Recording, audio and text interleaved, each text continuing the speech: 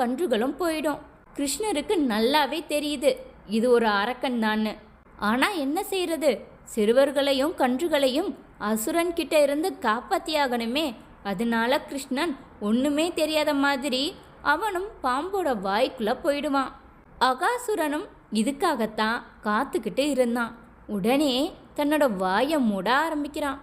அப்போ கிருஷ்ணன் அகாசுரனோட வாயை மூட முடியாத மாதிரி ஒரு பெரிய உருவமாக வளர்ந்துக்கிட்டே போகிறான்.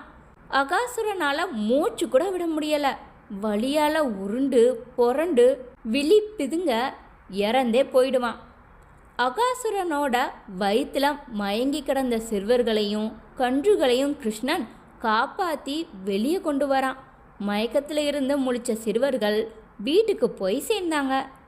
ஆனால் அவங்க வீட்டுக்கு வரும்போது எல்லா சிறுவர்களுக்கும் வயசு 6 ஆகி